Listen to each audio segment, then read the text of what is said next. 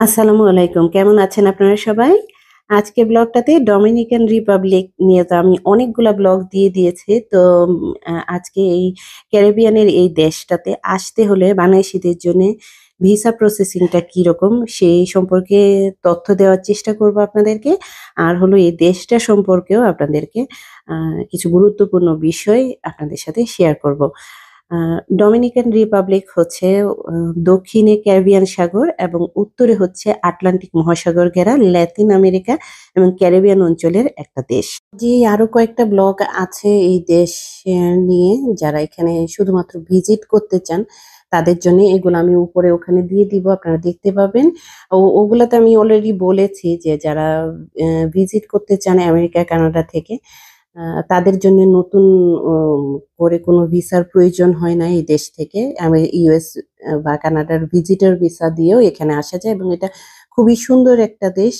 তো সেনজিয়ান ভিসা বা ইউকে যেকোনো ভিসা দিয়ে এখানে শুধুমাত্র ভিজিটের জন্যে আসা সম্ভব। আর যারা বাংলাদেশ থেকে সরাসরি আসতে চান তাদের জন্য ভিসার প্রয়োজন পড়বে। যাদের এই ভিসাগুলা নাই তাদের জন্যে। তো সেক্ষেত্রে কি করতে হবে আজকে আমি সেই ব্যাপারেই বলবো।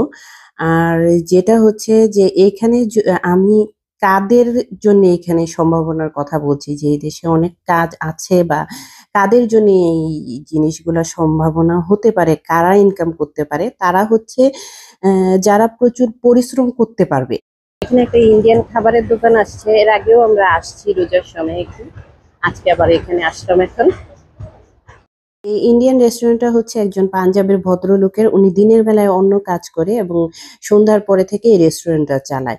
তাহলে বুঝতে পারছেন যে একটা ভালো অ্যামাউন্ট ইনকাম করার জন্য উনি কি পরিমাণে পরিশ্রম এখানে করে। আর সবচেয়ে বড় কথা হচ্ছে ওইটুক স্মার্টনেস যেসব মানুষের মধ্যে থাকবে যে এরকম একটা ক্যারিবিয়ানের দেশ এত দূরে যেখানে বাঙালি আপনি পাবেনই না, সেই জায়গায় এসে আপনি নিজে কিভাবে অ্যাডজাস্ট করবেন এবং কাজকর্ম বোঝা।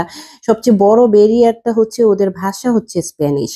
সো আপনি উম খুব বেশি সম্ভাবনা আমাদের দেশের মানে থেকে একজন আসা মানুষ স্বাভাবিকভাবেই স্প্যানিশ না জানার।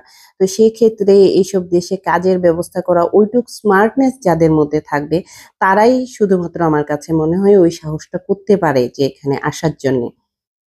যারা ধরেন দেশে একটা মোটামুটি অ্যামাউন্ট ইনকাম করছে অথবা যাদের একটু বয়স হয়ে গিয়েছে তাদের ক্ষেত্রে আমি রেকমেন্ড করব এইসব রিস্ক না নেওয়াই ভালো। কারণ এইসব দেশে প্রচুর সুযোগ আছে, ঠিক আছে। কিন্তু এখানে আপনাকে প্রচুর পরিশ্রম করতে হবে এবং বুঝতে হবে এখানকার পরিবেশগুলা, এখানকার কাজের ধরনগুলা। তো সেক্ষেত্রে আপনার কিছুটা টাইম অবশ্যই লাগবে এবং বাংলাদেশ থেকে এখানে আসাটা মানে আ ইউএস ভিসা ছাড়া মানে আপনি ইউএস এর ট্রানজিট ছাড়া যদি আসতে চান সেক্ষেত্রে অবশ্যই এটার ট্রাভেল এক্সপেন্সটা অনেক বেশি হয়ে যাবে।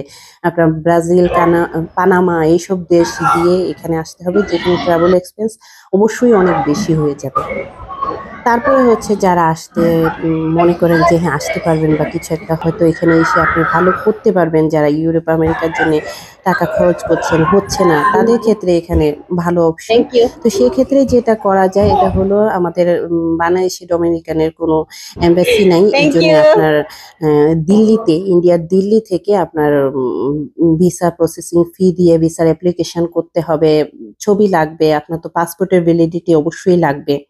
এরপরে হচ্ছে আপনার রিটার্ন টিকেট তো অবশ্যই লাগবে। তো এই সবকিছু মিলায়ে কিন্তু একটা ভালো অ্যামাউন্ট আপনার হাতে থাকতে হবে এবং এইসব দেশে এসে শুরুতেই তো আপনি কাজ পেয়ে যাবেন না এবং আপনার থাকার ব্যবস্থা সবকিছু মিলায়ে একটা ভালো অ্যামাউন্ট লাগবে।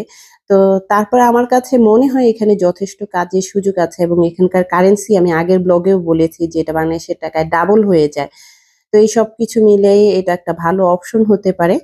তো আশা করি আপনাদের কাছে এই তথ্যগুলা উপকারী হবে। আপনারা যারা এইসব সুযোগগুলা খুঁজছেন তাদের জিজ্ঞেস করলাম কেমন চলে ব্যবসা? উনি বলল খুব ভালো চলে।